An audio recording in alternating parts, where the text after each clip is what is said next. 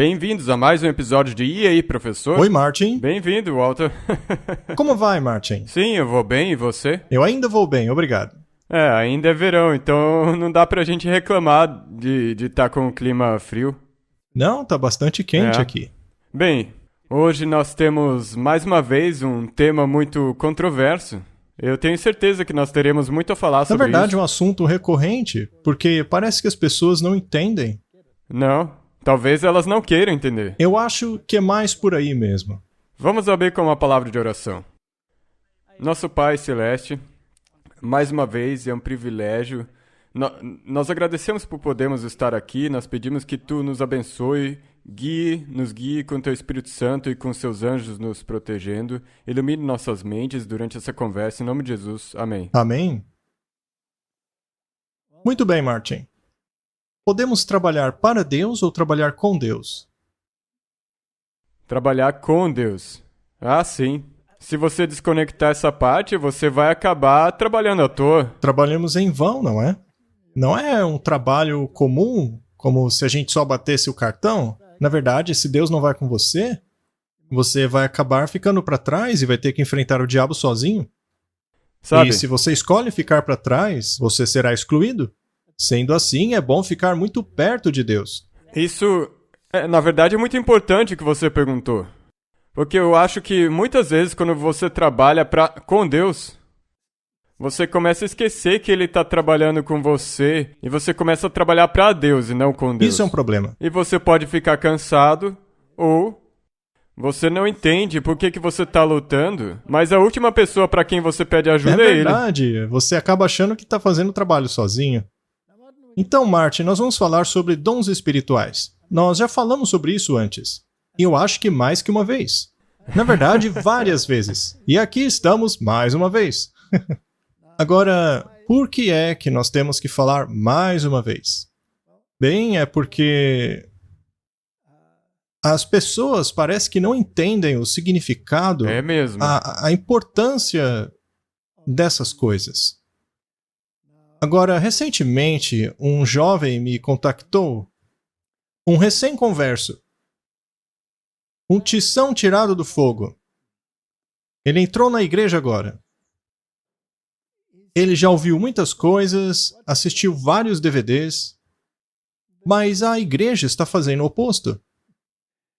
Então, ele tem algumas perguntas que vieram à mente dele. Exato. Então, ele vai ao pastor e diz ao pastor: eu não entendo, sabe? Por que é que tem carne nos junta-panelas da igreja? Por que tem tudo isso? O espírito de profecia não nos aconselha a fazer diferente? E aí a resposta que ele recebe do pastor é que aquilo lá era para o passado, não se aplica a nós. Ou ele tem até mesmo uma resposta mais impressionante do que essa. Já disseram para ele que a profetisa morreu. Então os conselhos dela não valem mais para a gente? Ora, Martin, mas Jeremias também morreu. Será que então não vale mais para a gente? E quanto a Isaías? Então, parece que tem uma tendência aí. Aham. Nós já falamos sobre isso antes. Sim. E eles continuam lançando artigos dizendo que o espírito de profecia é coisa do século XIX. Esses artigos não param de sair, então a gente também não pode parar. Não, os artigos não param de sair. E eu acho que nós já mencionamos isso antes, mas tem gente que é contra a impressão dos livros do espírito de profecia, porque para isso é necessário derrubar árvores, e isso prejudicaria a questão da mudança climática. Ora, mas e quanto a todo o lixo que o mundo imprime? Também não precisa parar? Então, quando as pessoas começam a lançar argumentos como esse, vêm à minha mente adjetivos que é melhor eu não manifestá-los. Do contrário, eu poderia passar do ponto. E sabe, o que também me deixa triste é que essas pessoas que escrevem esses artigos, ou pastores que digam essas coisas, ou qualquer pessoa que diga isso, todas elas são supostamente parte dessa igreja. Sim, elas não deveriam dar respostas como essas. Veja, eu não me importo quando alguém diz... Por exemplo, essa pessoa que perguntou ao pastor por que a igreja ainda promove carne no junta-panela. Veja, se o pastor tivesse respondido: olha, meu filho, é verdade, nós precisamos melhorar, estamos lutando com essa questão, Eu espero que o Senhor nos ajude a mudar nosso coração e nossos hábitos. Eu não teria problema nenhum com essa resposta. Mas você dizer claramente que o espírito de profecia é coisa do passado, isso passa do ponto, sabe? Exatamente. Sabe, a coisa é que se não tivesse somente mencionando a comida, com qualquer coisa que seja mencionada, você trata a Bíblia do mesmo jeito? Sim. E por que esse ex-presidente de uma união com quem eu acabei debatendo em um fórum público, ele é tão do contra por causa da maneira como o espírito de profecia retrata o catolicismo? Ele acha que essa é uma visão ultrapassada, mas ele vai ter uma grande surpresa um dia. Eu espero que ele esteja pronto para isso. Quando eu leio a minha Bíblia, veja, eu não quero entrar em grandes detalhes em relação a isso, mas é muito interessante.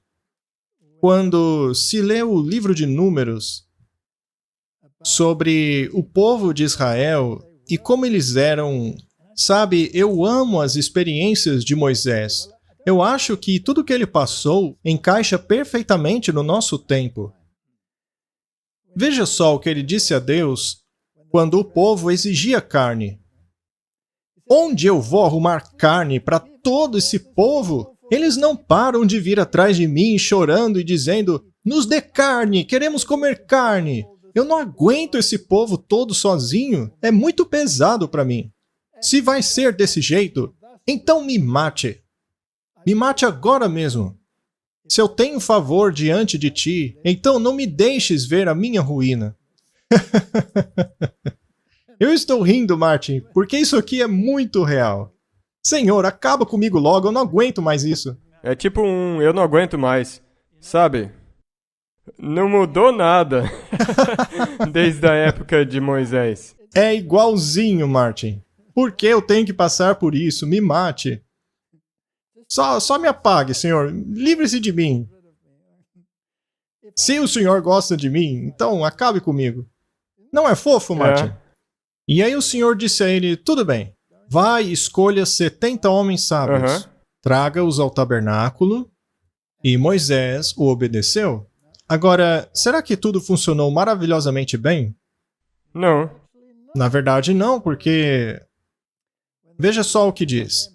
E o Senhor desceu em uma nuvem e falou com ele, e tomou do espírito que estava sobre ele, e deu-o aos 70 sábios. E aconteceu que, quando o espírito descansou sobre eles, eles profetizaram. Mas o verso 26 começa com mas. Mas restaram 2 homens no acampamento. Então 2 daqueles 70 não apareceram. Eu não vou. Quem os convocara? Deus. E eles ainda dizem: eu não vou. Isso é muito interessante. Vamos lá. O nome de um deles era Eldade, e o nome do outro, Medade. E, surpreendentemente, o Espírito também veio sobre eles. Então Deus viu os 2 lá na tenda deles, e ainda assim, ele colocou o seu Espírito sobre eles. Quando Josué viu isso, ele ficou revoltado. Como assim? Então um jovem correu a Moisés e disse: o Eldade e o Medade estão profetizando no acampamento. E Josué, filho de Num, servo de Moisés, um de seus jovens, respondeu e disse: Moisés, meu senhor, os proíba! Faça-os parar agora! E Moisés respondeu: você está enciumado de mim? Quisera Deus que todo o povo do Senhor fosse profeta, e que o Senhor colocasse o seu espírito sobre todos eles? Moisés era um homem manso e gentil. Ele não estava muito preocupado, mas ali estavam eles profetizando, os 2 teimosos. Teimosos, Martin. Isso aí me soa conhecido. Não parece o mesmo de hoje? Exatamente a mesma coisa. E depois o Arão e a Miriam... Eles também vacilaram.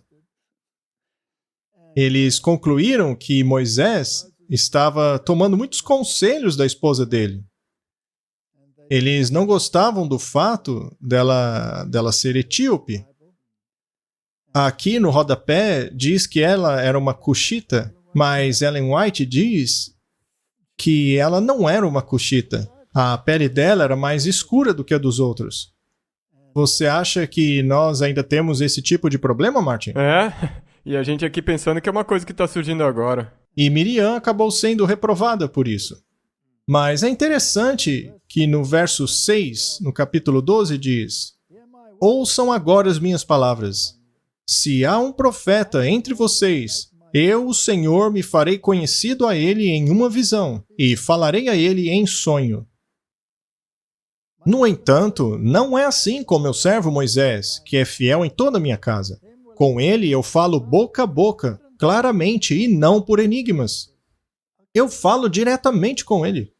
Às vezes não é necessário haver um testemunho direto. Sim, um testemunho direto. Porque às vezes as pessoas ficam confusas, ou elas querem ser confusas. Mas Deus já não fez isso sempre? Deus já não sempre mandou um testemunho direto? Sempre que havia qualquer coisa que não estava clara, se infiltrando? Sim, e neste caso você não pode ficar argumentando, dizendo, talvez sim, talvez não. Não, é uma coisa clara. Pois ele vê a semelhança do Senhor, pois não tiveste temor de falar contra o meu servo, contra Moisés? Ele está falando a Arão e Miriam. Vocês não tiveram medo? Sabe, eu me pergunto se alguns desses pastores, ou alguns destes que se chamam de líderes, que vociferam contra o espírito de profecia, se eles também não têm medo de falar contra a serva do Senhor? Exato. Eles não têm medo.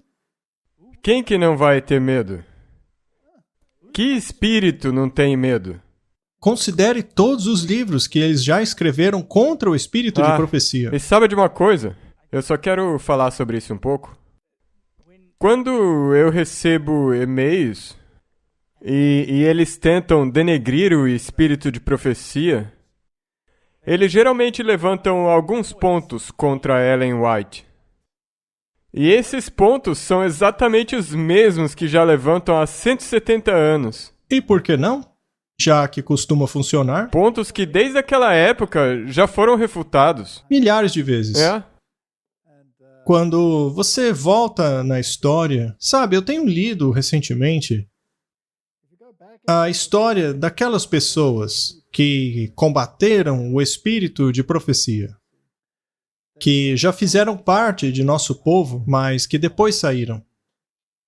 Veja o que aconteceu a eles. Todos caíram no esquecimento. Mas essa mensagem ainda está aí depois de todos esses anos. Mas por que esta mensagem não caiu no esquecimento? Por que ela irrita as pessoas até hoje? É mesmo. E sabe, essa é a única que está de pé ainda, no meio de todas essas outras. Muito bem. Então eu pensei que deveríamos dar uma olhada nos dons espirituais. Talvez gastar um tempo com isso, porque é de vital importância. É de uma importância crucial mesmo. É algo tão vital que, se nós não compreendermos isso direito, na minha opinião, nós vamos perder o barco. Eu concordo 100%. E que nem diz em Apocalipse, a condição para ser classificado como igreja remanescente, ela tem duas pernas.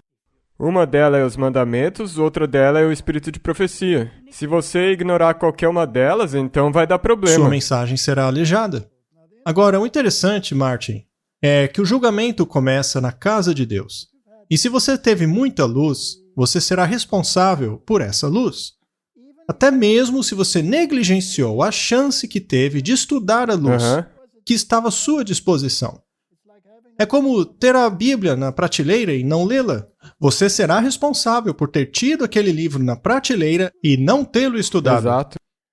Sendo assim, vamos dar uma olhada nos dons espirituais para ver por que eles são tão importantes assim.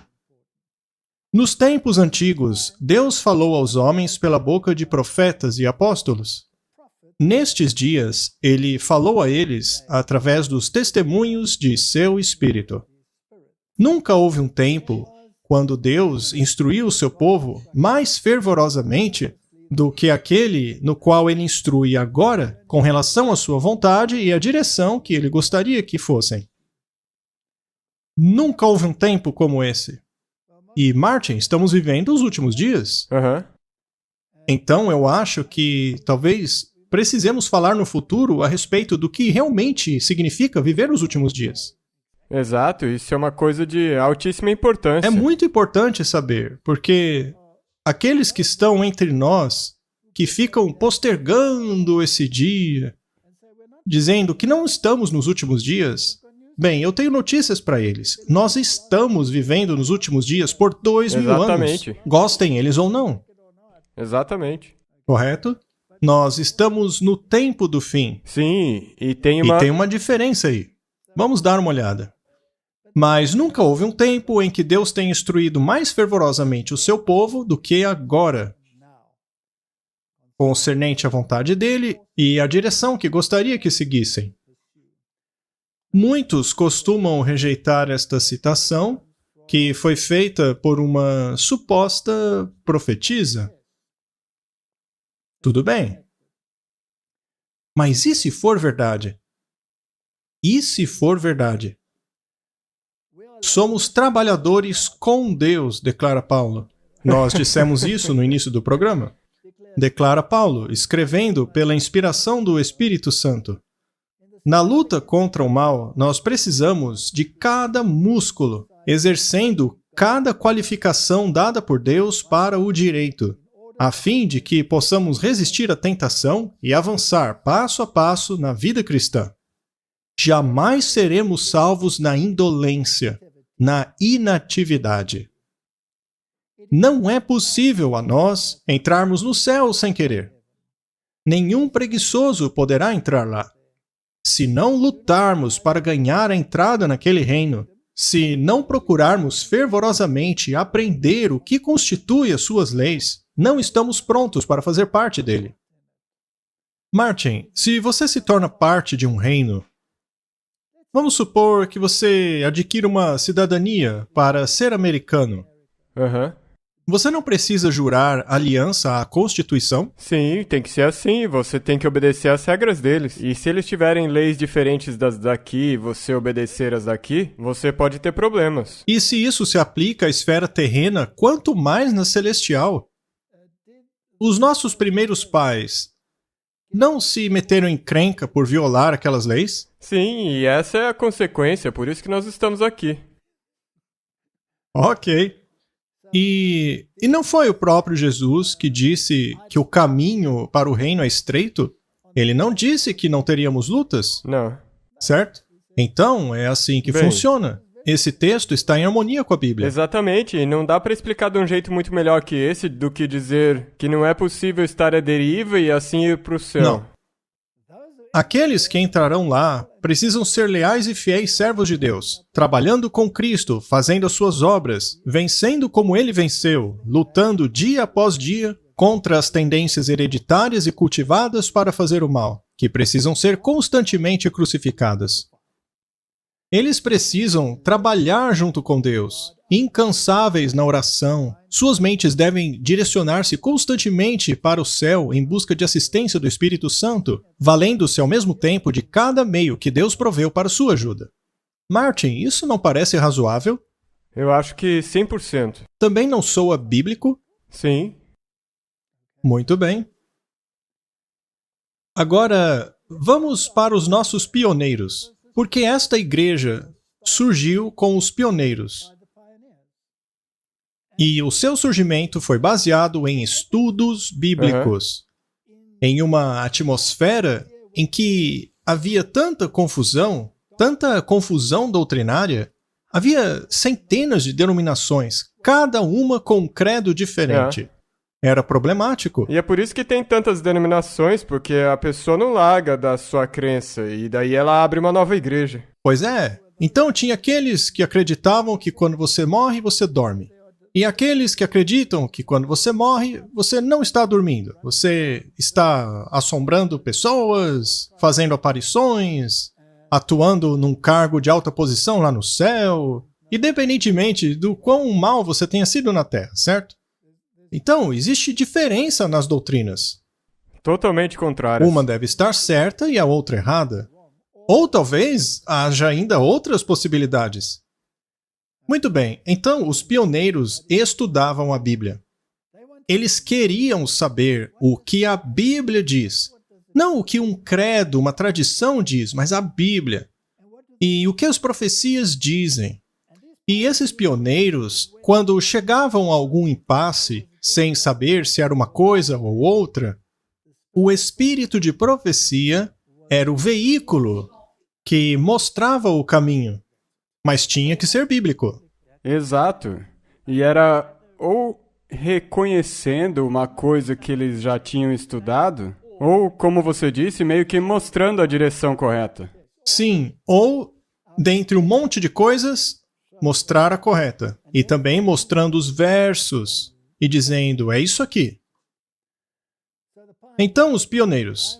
Fui instruída que deveríamos dar importância ao testemunho de alguns dos antigos pioneiros que já morreram. Permitam-lhes continuar falando através de seus artigos encontrados nos primeiros números de nossas publicações. Estes artigos deveriam agora ser reimpressos para que sejam uma voz viva das testemunhas do Senhor. A história das primeiras experiências nas mensagens será uma força para fazer frente aos perigos dos enganos de Satanás. Esta instrução me foi repetida recentemente, e eu preciso apresentá-la diante do povo, os testemunhos da verdade bíblica, e repetir as decididas mensagens dadas anos atrás. Eu desejo que os meus sermões, pregados em reuniões campais e em igrejas, possam viver e cumprir a sua obra designada. Mas, Martin, isso exigirá muitos papéis? Teremos que derrubar árvores para isso? Acho melhor não. Acho que temos É melhor que ignorar descartar. esse conselho. Isso é ridículo, Martin. Eu não gosto nem de comentar isso daí. Eu começo a tremer. E infelizmente isso daí já foi escrito há uns 119 anos atrás. Então é algo que já... É um conselho ultrapassado, não é? Mas antigos obreiros que já faleceram, nós temos que ressaltar o testemunho deles. Pelo menos a gente não tá usando papel, né? Apenas eletricidade. Se bem que a gente está colocando carbono no ar, né? Acho que isso também é problemático, Martin. Mas sabe de uma coisa? Os escritores destes artigos também emitiram carbono no ar. Então eu acho que estamos quites. Mas Ok, enfim, nós só Martin, podemos não vou parar. mais fazer piadas sobre isso. Não, mas isso... A parte triste é que é uma parte muito grande da igreja tem esse sentimento. E nós temos que mostrar se esse sentimento está em harmonia com a Bíblia. Martin, se você viesse até mim amanhã, ou a qualquer um na igreja, me dizendo que você é um profeta, será que eu ficaria feliz e faria tudo o que você dissesse? Não, claro que não. Não você. Eu seria muito cético quanto a isso. Então, os pioneiros, você não acha que eles também eram céticos? Com certeza. Mas o que os convenceu? É a verdade. Só pode ter sido a verdade. A Bíblia sempre indica a verdade. Você não tem como negar quando a verdade é apresentada. Você pode tentar desconsiderar ela, mas você não pode negar que é a verdade. Sabe, tem um pioneiro que realmente me impressiona. Ele teve os seus altos e baixos. Ele trabalhava muito pesado. Ele era muito leal. O seu nome era Urias Smith. E ele escreveu vários livros e chegou a publicar várias teses. E ele não acertava tudo toda hora.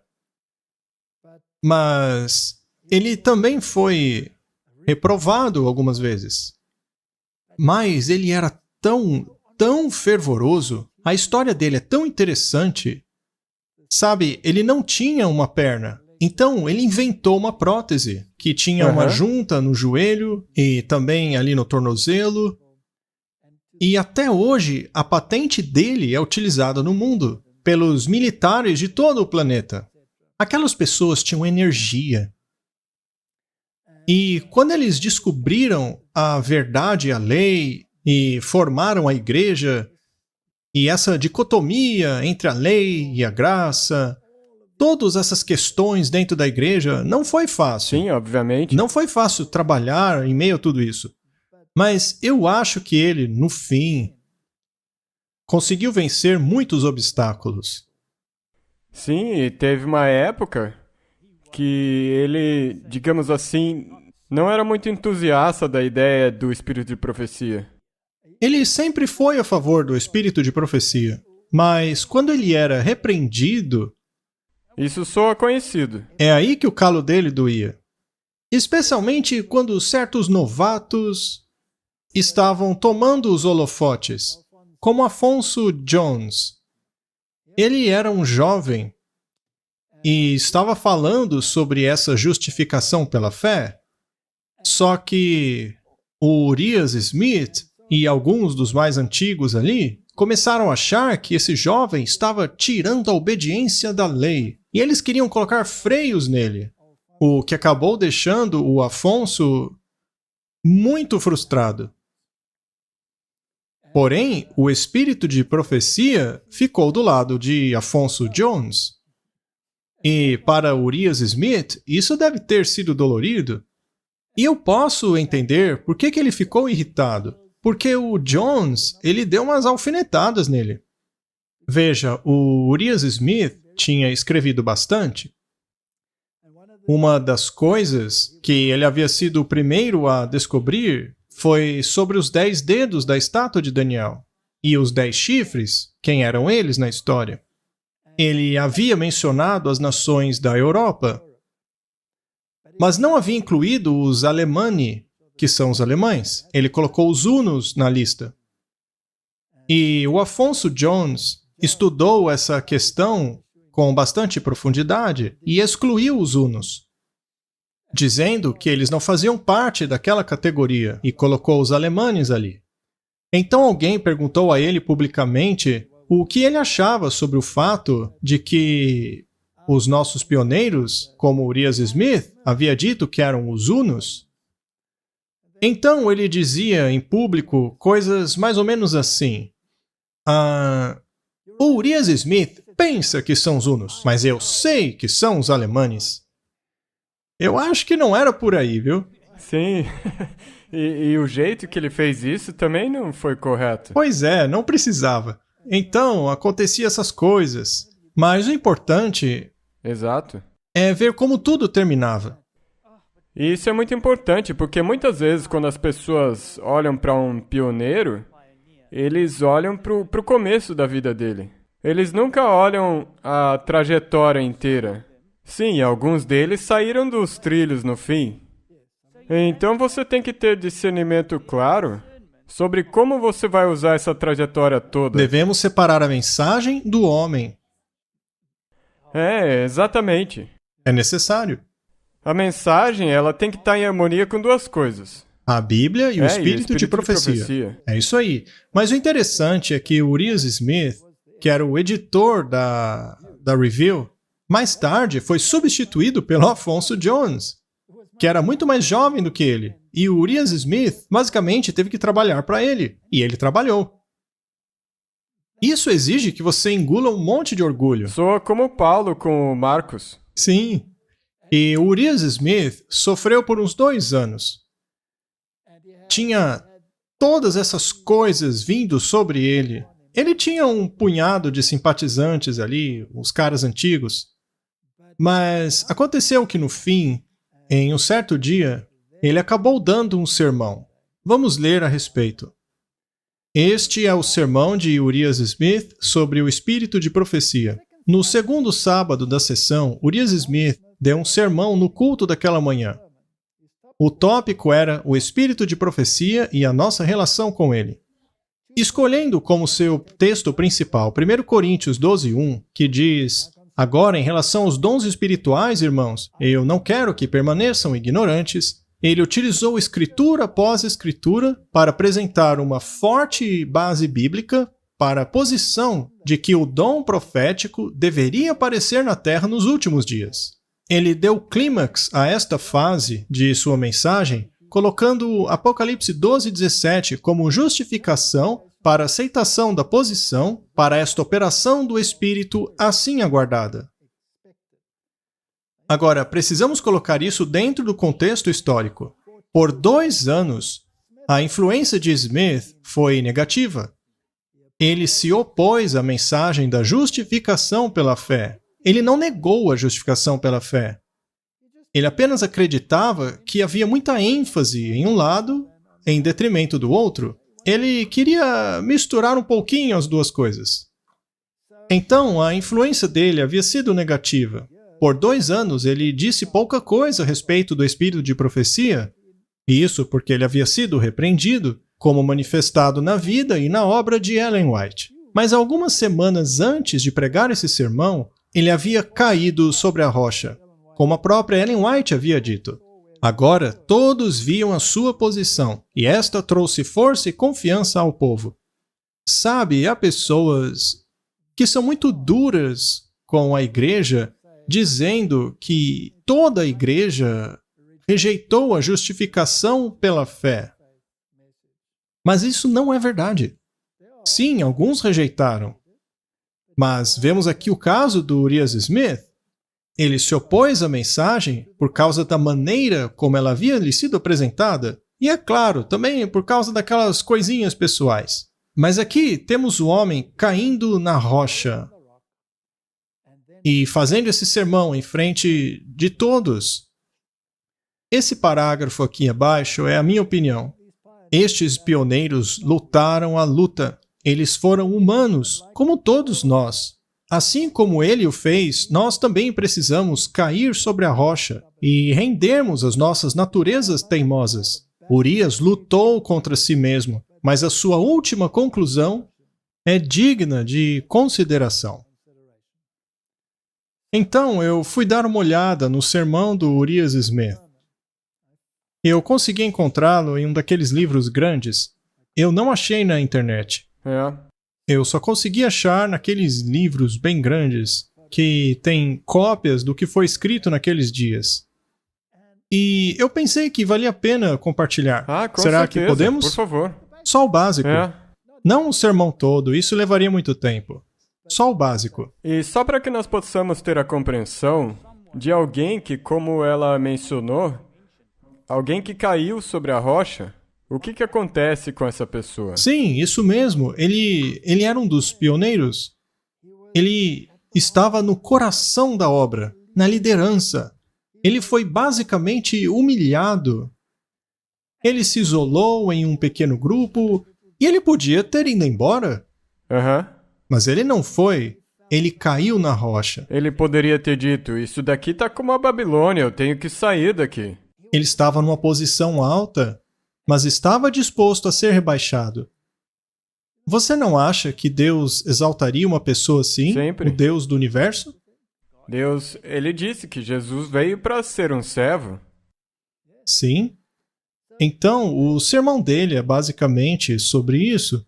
Eu acho que nós temos que expandir um pouco para ver o objetivo, o alvo, com o espírito de profecia. Por que ele tem sido uma pedra de tropeço para tantas pessoas? Por que as pessoas precisaram de Moisés? Porque teria sido como que um pesadelo se Moisés não estivesse ali. Para onde teriam ido, não é? O que teriam feito? Digo, ele estando lá, já mesmo assim foi um pesadelo? Sim, ele tirou os filhos de Israel do Egito e levou-os para Canaã. Todo o caminho. Agora, no tempo do fim, o povo precisa sair de Babilônia e ir todo o caminho até a antitípica Babilônia. Você acha que Deus iria deixar o povo ir sozinho? Isso resultaria em algo muito pior que a Babilônia, uma confusão completa. Então, a guia do espírito de profecia é absolutamente necessária. Vamos ao sermão dele, então. Às vezes eu menciono palavra por palavra, às vezes eu faço uma paráfrase, ok? Ele diz 2 coisas que o apóstolo Paulo escreve sobre aquilo que ele não quer que permanecemos ignorantes. Uma delas está em 1 Coríntios 12, 1. Agora, com relação aos dons espirituais, meus irmãos, não quero que permaneçam ignorantes. Isso é importante? Sim. Para o Paulo era importante. Ainda há mais uma coisa a respeito da qual ele não quer que fiquemos ignorantes. 1 Tessalonicenses 4, 13. Mas eu não quero que fiquem ignorantes, meus irmãos, a respeito daqueles que dormem, para que não fiquem tristes, assim como aqueles que não têm esperança. Martin, seriam essas duas coisas pontos de controvérsia? Sim, são e muito. São muito, porque... Então existe controvérsia com os dons espirituais e uma grande controvérsia a respeito do estado dos mortos. O que também será, o estado dos mortos, será um dos últimos enganos que Satanás vai usar. Satanás não será capaz de ser bem-sucedido com esses enganos a menos que ele se apoie em sua doutrina da imortalidade da alma. Exato. Ambas são muito significativas no que tange a restauração de todas as coisas e a missão da igreja remanescente. Paulo não quer que permaneçamos ignorantes em relação a essas duas questões, porque o correto entendimento delas é vital à igreja, especialmente ao remanescente, uma vez que estes deverão ficar face a face às ilusões demoníacas dos últimos dias. Um correto entendimento destes pontos vitais nos protege contra os enganos do espiritualismo e nos fortalece contra as interpretações espúrias das Escrituras. Não é poderoso? Sabe, então, em outras palavras, quando você professa essas coisas, você vai ter a compreensão correta do que a Bíblia quis dizer. Pelo menos você vai compreender corretamente. Sim, sim. É extremamente importante olharmos para essa questão. Depois ele menciona 2 Pedro 3,16 e também em todas as suas cartas, falando a eles a respeito destas coisas.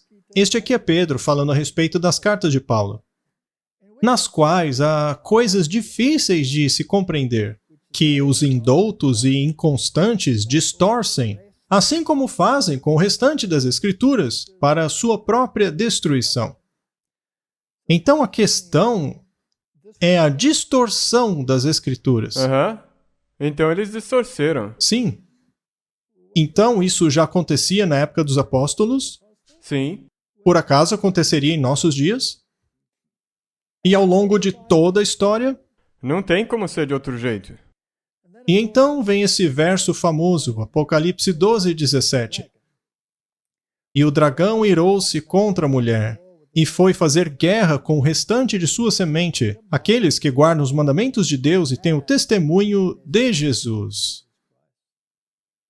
Veja, não aqueles que acreditam em Jesus, mas aqueles que têm o testemunho de Jesus. Os dons espirituais são vitais à igreja, e é importante que o compreendamos.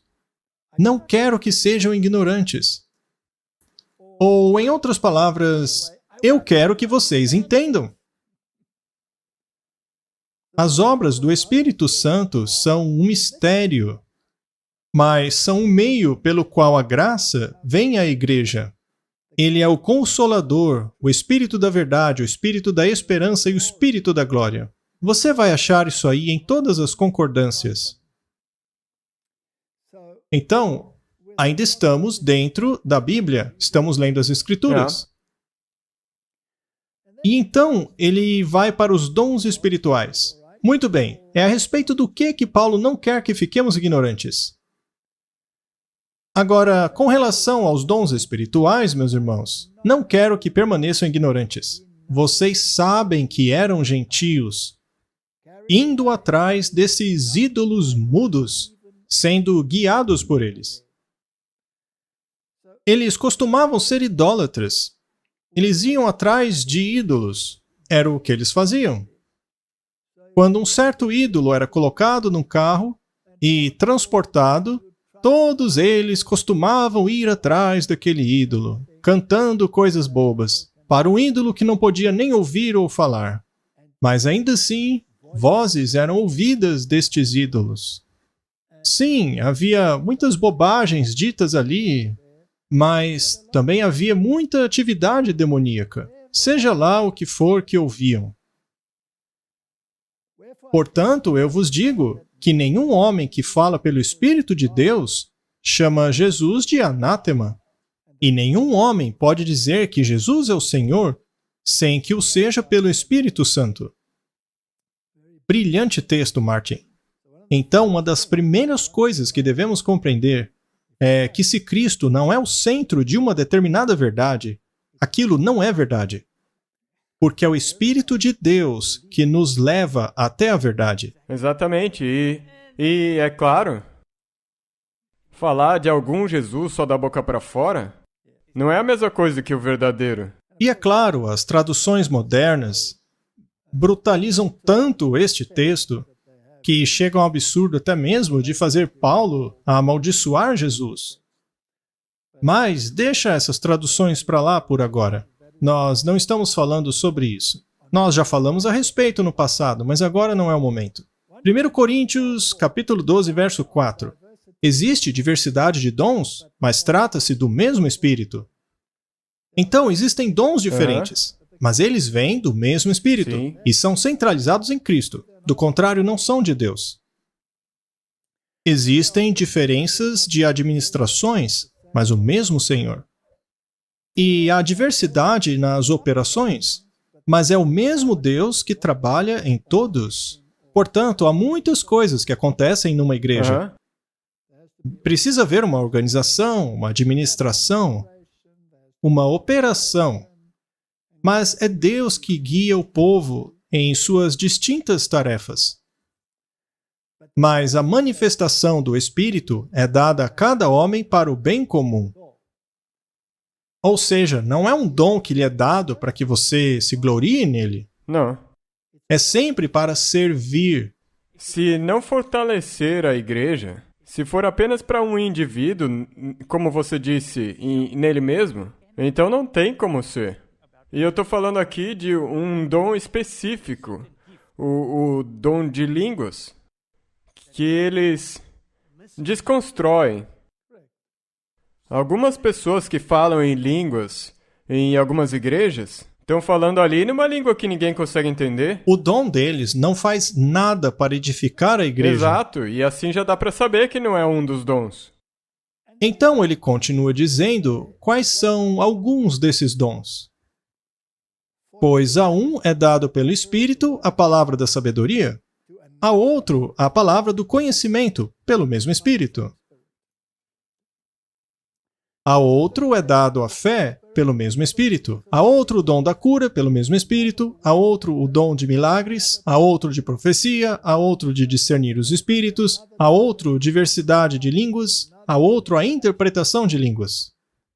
Veja que ele é repetitivo aqui. A outro, a outro, a outro. A diferença é que no paganismo, todo mundo tem que ter os mesmos dons. Mas a Bíblia diz que cada um tem um tipo de dom, todos dados por Deus a pessoas diferentes, pessoas individuais. Eu estava pensando que, antes de eu me tornar adventista, nós éramos de uma igreja carismática. E nós passamos por um estudo bíblico sobre os dons do Espírito. Mas, daí no fim, especialmente o dom de línguas... Sim, todo mundo tem que ter. Todo mundo tinha que ter. E se você não tivesse, então você tinha que orar e pedir para Deus te dar. Porque, na verdade, isso é como que uma manifestação externa para mostrar que você tem o Espírito. E isso... Isso não é bíblico. Não, porque como você acabou de dizer, não é todo mundo que tem que ter o mesmo dom. Isso sem mencionar o fato de que o dom de língua deles não é o mesmo da Bíblia. O da Bíblia é uma língua literal, eram línguas estrangeiras. E era por um milagre que eles passavam a falar nessas línguas estrangeiras. Então, por exemplo, se nós pudermos simplificar, era como se, por exemplo, Pedro pudesse falar em alemão. E daí as pessoas que falassem alemão ali, elas poderiam entender. Sim, e no mesmo dialeto de quem estava ouvindo. Todas essas coisas, porém, são realizadas pelo mesmo e único Espírito, e ele as distribui individualmente a cada um, como quer. Não como a gente quer, Martin, como ele quer. E esse Espírito é o Espírito Santo. Correto? E essa decisão é feita por Deus. É Ele quem decide qual dom vai para quem. Não cabe a você escolher o seu dom. E então Urias diz, para deixar as coisas claras, o apóstolo continua a comparar esses dons ao funcionamento de um corpo, no qual todos os membros têm atribuições específicas, trabalhando todos para a unidade de propósito.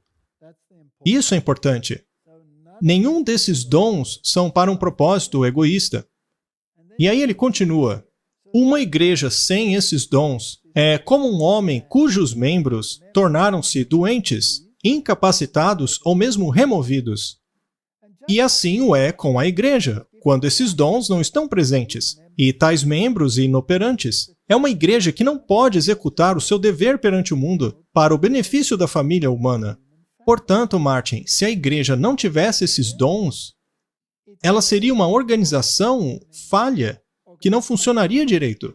A partir do verso 28, o apóstolo lista os dons em ordem de importância e diz que nem todos têm os dons ou os mesmos dons.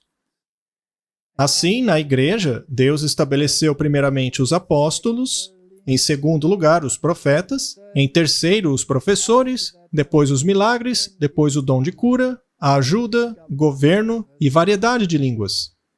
E então ele deixa claro como o sol, para que você não permaneça ignorante no assunto. Por acaso são todos apóstolos? É claro que não. Não. Seriam todos profetas? Não. Não. Todos professores? Não. Não. Todos operadores de milagres? Não. Não. Todos têm o dom de cura? Não. Não. Todos falam em línguas? Não. Todos interpretam? Não. Mas almejem fervorosamente os melhores dons, e eu lhes mostrarei um caminho mais excelente. Precisamos ser cristãos de coração, mente e alma, e deixar que Deus distribui os dons. E então, porque é um assunto muito importante, em Efésios, o apóstolo explica quando, para quem e para qual propósito e qual duração os dons foram apresentados. Está claro até aqui? Vamos lá. Efésios 4, 8. Por isso diz, subindo ao alto, levou cativo o cativeiro e deu dons aos homens. Portanto, os dons vêm de Jesus Cristo. Sim. Efésios 4, 11. Ele designou alguns para apóstolos, outros profetas, alguns evangelistas, outros pastores e professores. Ou seja, é praticamente a mesma lista. Para o aperfeiçoamento dos santos. Veja, esse é o objetivo verdadeiro. Para a obra do ministério. Para a edificação do corpo de Cristo. Muito importante. Então, obviamente, se isso estiver faltando, não vai se manifestar na igreja. Então, se as coisas saem da linha e não há um profeta para alinhá-las, elas continuam fora de linha. Correto? Até que cheguemos à unidade da fé e do conhecimento do Filho de Deus até um homem perfeito, até a medida da estatura da plenitude de Cristo. Então, há duas possibilidades. Se você não estiver na unidade, há duas possibilidades. Ou não há profeta, ou há um desprezo pelo profeta. Sabe, eu já faz anos que falo exatamente essas palavras. Se você quer ter união, então tem que ser em torno do profeta, porque daí você vai ter união em torno da Bíblia. É assim que se tem a unidade. Agora, se você... Lembre-se do que disse um dos reis israelitas. Não há profeta em Israel? Sim, tem um, mas eu odeio ele. É, porque os outros 400, ou seja lá quantos fossem...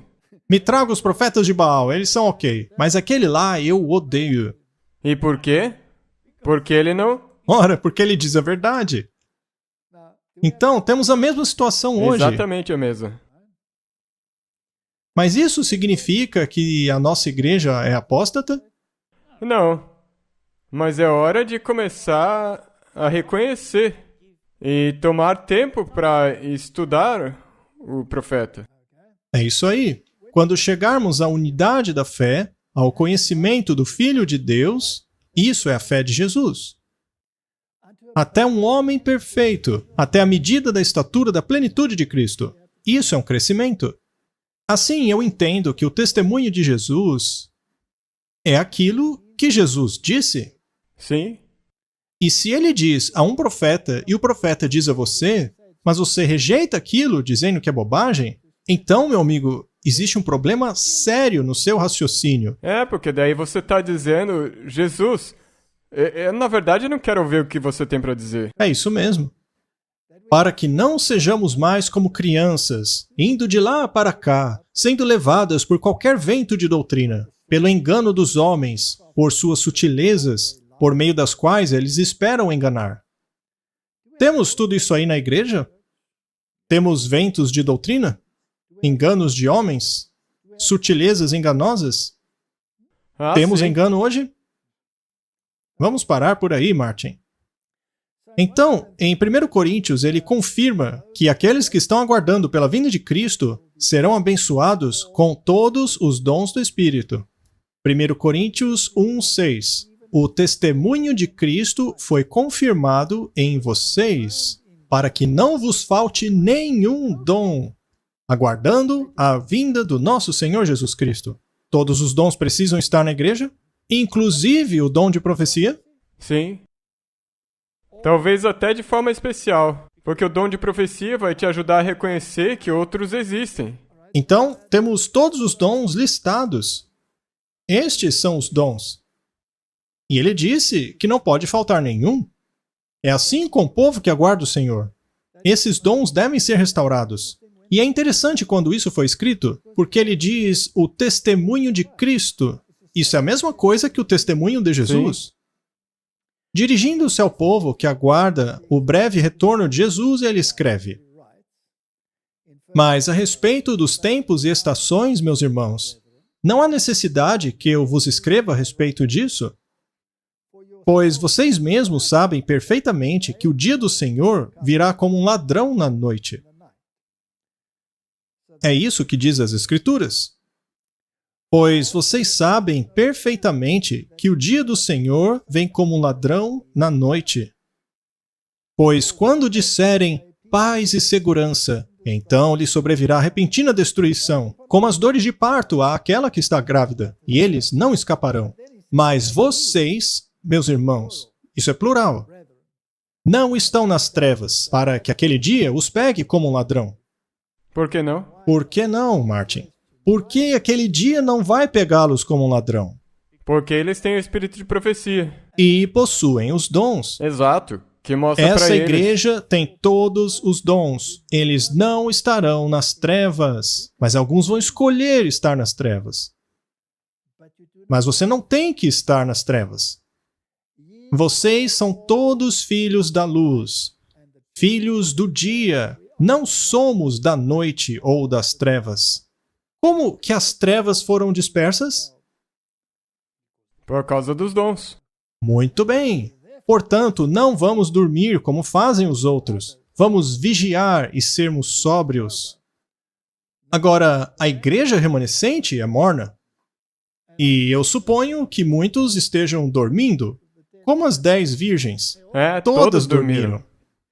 Quanto a quem vai acordar ou não, isto nós ainda veremos. E então, a partir do verso 19, ele diz, 1 Tessalonicenses 5,19, não apaguem o espírito. Não desprezem as profecias.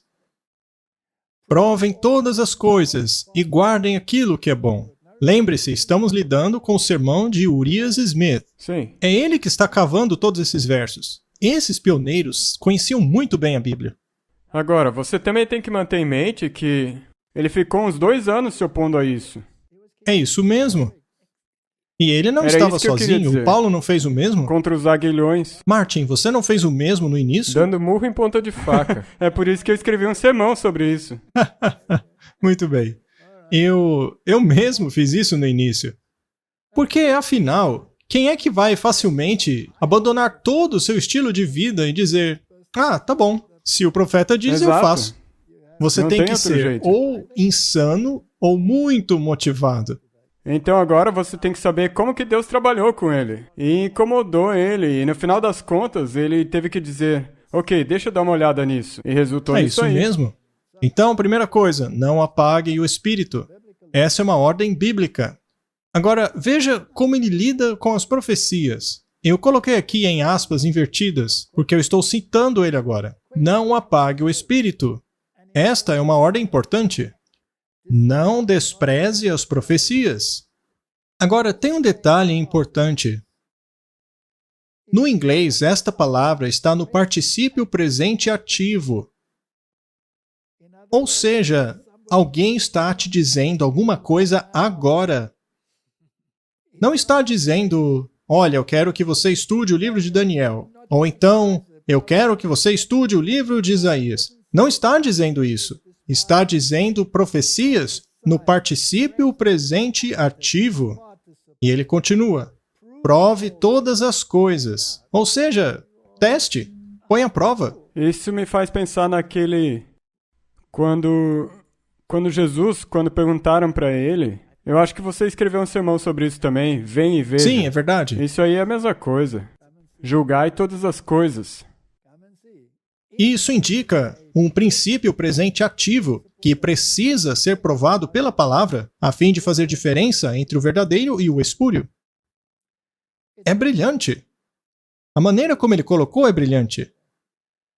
João 14, verso 16. E eu orarei ao Pai, para que Ele lhes dê outro Consolador, para ficar com vocês por quanto tempo? Para sempre. Isso não inclui o fim dos tempos, que é onde nós estamos agora? Sim. O Espírito da Verdade, que o mundo não pode receber, porque não vê nem o conhece. Mas vós o conheceis, porque habita convosco e estará em vós. Então esses dons estariam conosco até quando? Para sempre. Para sempre, até o fim dos tempos. O apóstolo Pedro cita o profeta Joel como um cumprimento da promessa do derramamento do Espírito Santo. Isto foi no Pentecoste. Acharam que eles estavam bêbados. E eles disseram, não estamos. Isso é o cumprimento da profecia do profeta Joel. Vamos ler em Atos, capítulo 2, verso 15. Pois estes não estão bêbados, como vocês supõem, vendo que ainda é a 3ª hora do dia, ou seja, 9 da manhã para nós hoje. Mas isso é aquilo sobre o que falou o profeta Joel, e acontecerá que nos últimos dias, perceba o termo, últimos dias, disse Deus, eu derramarei o meu espírito sobre toda a carne. E os seus filhos e suas filhas profetizarão, seus jovens verão visões, e seus velhos sonharão sonhos. E em meus servos e em minhas servas derramarei neles o meu espírito naqueles dias, e eles profetizarão. Nos últimos dias, também deve ser aplicado a eles, devido ao derramamento do Espírito Santo no Pentecoste. Sim. Seria isso negligenciado na chuva serôdia? Sim. Não. Peraí, desculpa. Você quer dizer o derramamento ser negligenciado? Ah, desculpa, eu estava pensando no dom ser negligenciado. De qualquer forma, o derramamento jamais seria negligenciado. Haverá um, porque a Bíblia promete na chuva serôdia, e promete os dons até o fim. Então Paulo alerta que depois de sua partida, viriam lobos devoradores. Ele diz em Atos 20, verso 29, pois eu sei disso, que depois da minha partida, lobos devoradores entrarão no meio de vocês, não poupando o rebanho. Também, mesmo dentre vocês, surgirão homens falando coisas perversas, para atrair os discípulos após eles.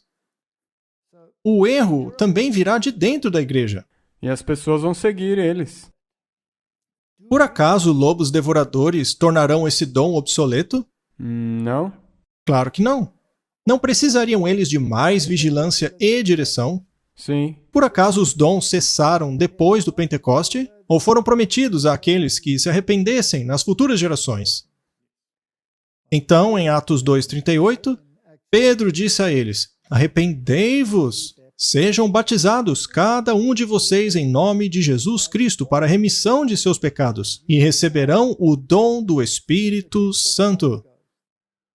Pois a promessa é para vocês, ou seja, no tempo dele, para os seus filhos, futuro, e para todos os que estiverem distantes, para todos quantos o nosso Senhor Deus chamar. Por quanto tempo durariam os dons? Até o fim dos tempos. Até o fim dos tempos. Agora a questão é, por que os dons não continuaram na igreja? E será que em algum ponto eles serão restaurados? Esta é a pergunta de Urias Smith. Por que as coisas esfriaram? Lembre-se da Idade Média e de tudo o que aconteceu. Urias Smith conclui que as igrejas levantaram uma barreira contra as obras do Espírito ao introduzirem um credo. Não é uma ideia ruim, sabe? Um credo e o Espírito, diz ele, não podem coabitar. Então, a igreja, espalhada e fragmentada, profetizou em pano de saco no deserto sem a plena manifestação dos dons do Espírito. Eles ainda existem. Um pouquinho ali, um pouquinho aqui. Estes dons irão, de acordo com a profecia, ser restaurados nos últimos dias, pois a chuva serôdia é uma manifestação ainda maior da chuva temporã. Faz sentido? Com certeza. Principalmente se você levar em consideração o escopo que a chuva serôdia engloba. Agora, vamos para aquele verso novamente. Apocalipse capítulo 12, verso 17. E o dragão irou-se contra a mulher, e foi fazer guerra contra o remanescente de sua semente, aqueles que guardam os mandamentos de Deus e têm o testemunho de Jesus. A semente da mulher é o número de crentes em qualquer geração, e o remanescente de sua semente é a última geração que terão a presença especial do testemunho de Jesus, que, de acordo com Apocalipse 19:10, é o espírito de profecia. Quando a igreja profetizou no deserto, ela possuía dons? Sim. Ela precisava ter. Do contrário, não poderia profetizar. Mas quem estava liderando ela? O Espírito. O Espírito de profecia estava presente na forma das Escrituras. Então os reformadores... Esse é um ponto muito bom, Martin. Os reformadores tomaram o testemunho que está nas Escrituras, são os escritos proféticos. Lembre-se, Paulo disse, não despreze as profecias. Sim. E eles disseram, sola Escritura é a base de toda verdade. E isso permanece pela eternidade. Qualquer profecia tem que estar em harmonia com esse testemunho. Isso, então, nos leva aonde? Uma vez que esses dois critérios têm que fazer parte da igreja remanescente. O dragão enfureceu-se contra eles, porque guardavam os mandamentos e tinham o testemunho de Jesus. Paulo diz, porque em tudo fostes enriquecidos nele, em toda palavra e em todo conhecimento, como o testemunho de Cristo foi mesmo confirmado entre vós. Então, o que Cristo disse está escrito na palavra, e deve estar dentro de nós, para que não falte a vocês nenhum dom, aguardando pela vinda do nosso Senhor Jesus Cristo. O remanescente tem todos os dons. Isso inclui o espírito de profecia? Exatamente.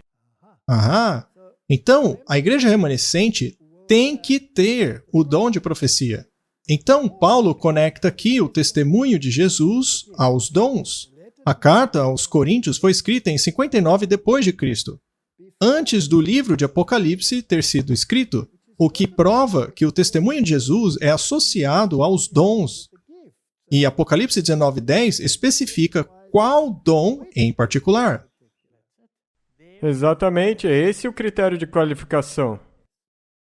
Isso é muito importante, porque muitas pessoas querem dizer, não, isso aí faz parte do passado.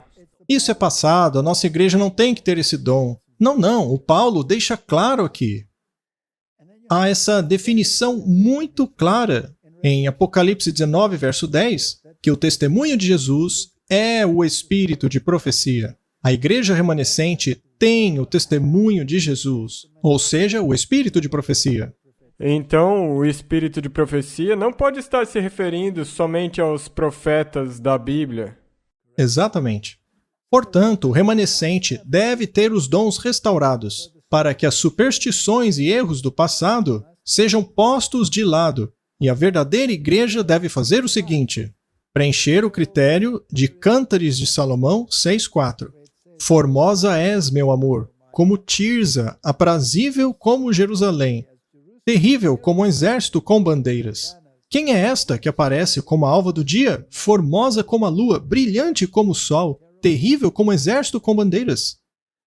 Trata-se de uma guerra. O diabo não ficou furioso com a mulher? Ele não saiu para fazer guerra com o remanescente? Contra o remanescente. Podemos inverter essa frase. Se o diabo está em guerra com a mulher não deveria estar em guerra com o diabo? Sim. Então ela é um exército. Exatamente. Ela é um exército. Terrível como um exército com bandeiras. Bem, sempre que havia uma bandeira, ela simbolizava algo. Ela era um sinal que representava algo.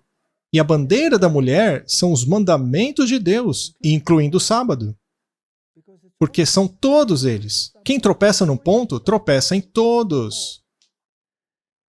Então, podemos concluir o seguinte, que depois do grande desapontamento, grandes verdades do santuário e antigas doutrinas do verdadeiro estado dos mortos, a lei e o testemunho foram colocados em seu devido lugar debaixo da guia dos dons, especialmente do dom de profecia. A igreja foi advertida a não abandonar os antigos caminhos. Ela deve liderar a restauração de toda a verdade e apresentar corretamente o caráter de Deus e preparar um povo para ficar de pé no dia do Senhor.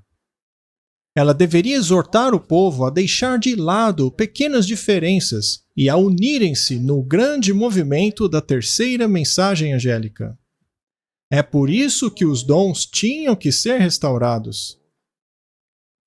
Existe qualquer denominação no mundo aí fora, além dos adventistas do sétimo dia, que pregam as 3 mensagens angélicas? Não.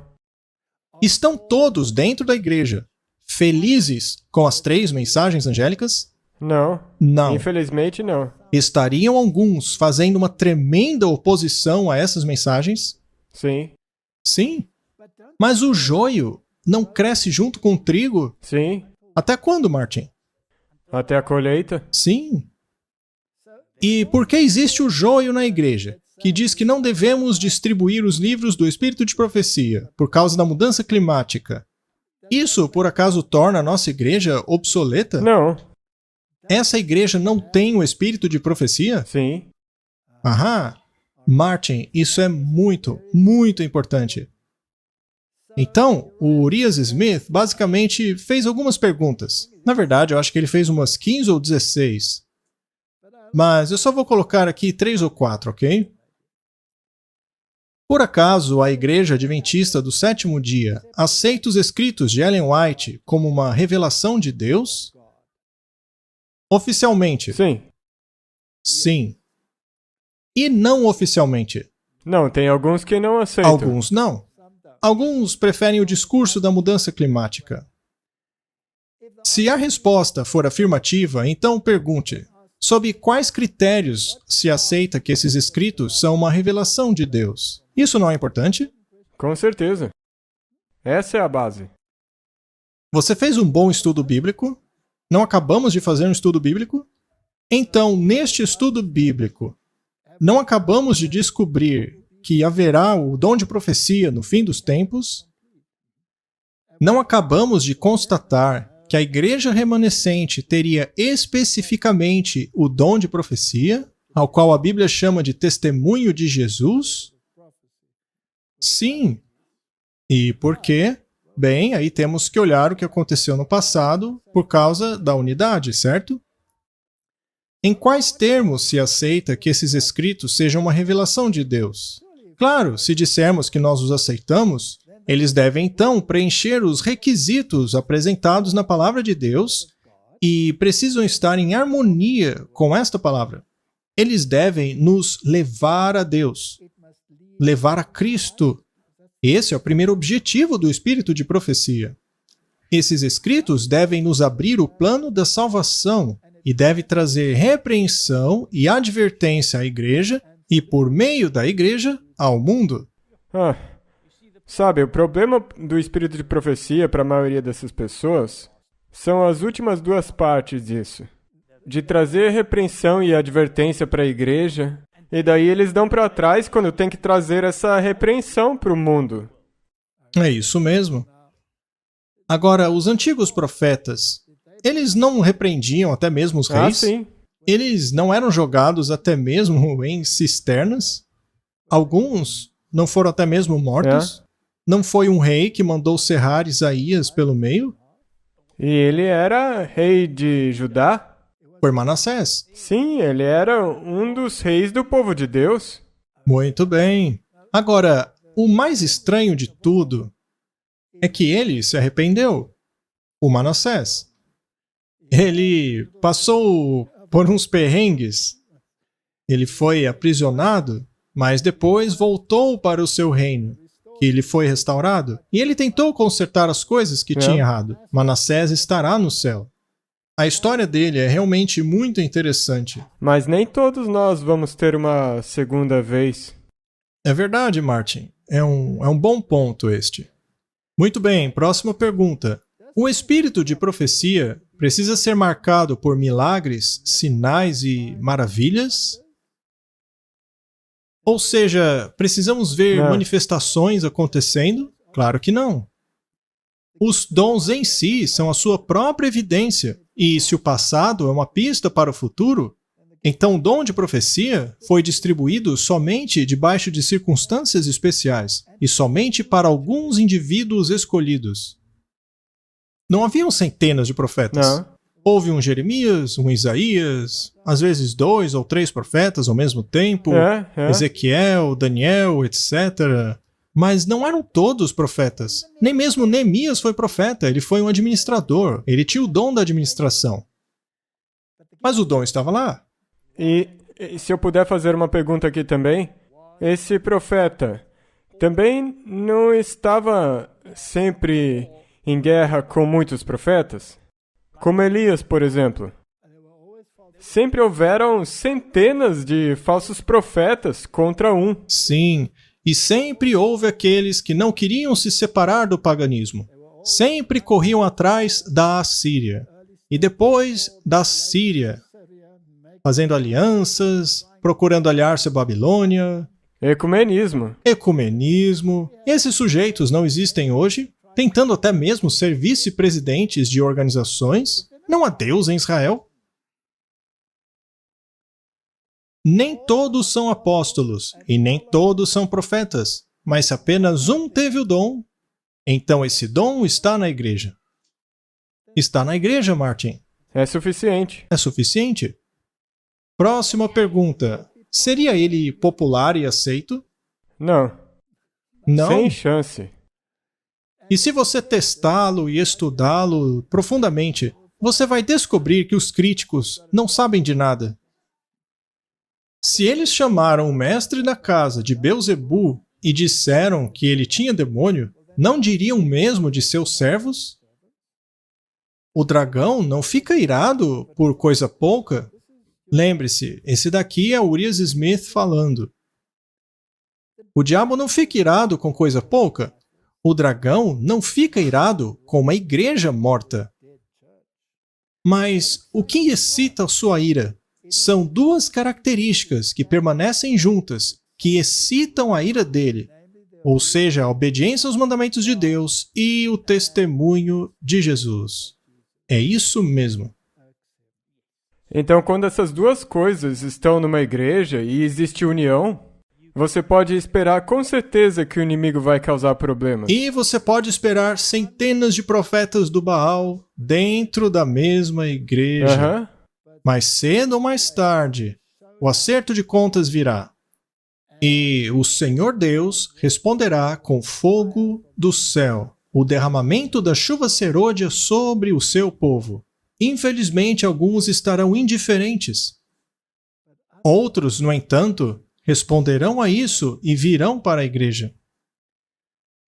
A doutrina dos dons espirituais é tratada nas Escrituras como de vital importância para a igreja, e menosprezar o espírito é um obstáculo sério ao crescimento espiritual. E as Escrituras nos advertem do seguinte: não apaguem o espírito. 1 Tessalonicenses 5,19. Não joguem água fria no fogo. Como um povo, em breve deveremos enfrentar a ira do dragão. Nós já estamos enfrentando. Aham. E se nós não apagarmos o Espírito, então a chuva serôdia será derramada sobre nós, e seremos parte do alto clamor que unirá o povo de Deus dos 4 cantos da terra. Nós somos chamados para sermos mordomos da palavra, mordomos da verdade presente. 1 Coríntios 4:2. Além disso, requer-se dos mordomos que cada um se ache fiel. Marty, o quão importante é compreendermos os dons espirituais. Nós precisamos estudar os escritos do Espírito de profecia. Devemos pô-los à prova. E, se eles forem de Deus, devemos aceitá-los. Exato, e não apagueis o Espírito. Então faça o que ele disser. Obedeça-o. Não deixe para depois. Na verdade, eu gostaria de fazer um alerta. Seria mais fácil para alguns. Seria melhor colocar uma pedra de moinho no pescoço do que fazer um destes pequeninos tropeçarem nessa questão. Se Isso é esses verdade. escritos são de Deus, se eles são o testemunho de Jesus, isso significa que nós temos que obedecê-lo. Tratar como nós devemos. Sim, e se você estudar direito, você verá que ele é bom para você. Não é um fardo. O fardo de Jesus é leve. É que nem os mandamentos. É como os mandamentos. Não é um fardo. É, na verdade, uma ajuda, um alívio. É a coisa certa a ser feita. Vai te trazer felicidade. Vai te trazer alegria em meio à adversidade e provação. Ele vai te servir como uma âncora para você se apoiar. E você verá que a interpretação das Escrituras que você está seguindo é apoiada pelo testemunho de Jesus. Vamos orar. Sim, sim. Querido Pai, esse tópico tem sido agitado vez após vez após vez. Sempre haverá oposição a ele. Ajuda-nos a estudá-lo. E, se nós o estudarmos, tomarmos a decisão correta. Em nome de Jesus. Amém. Amém.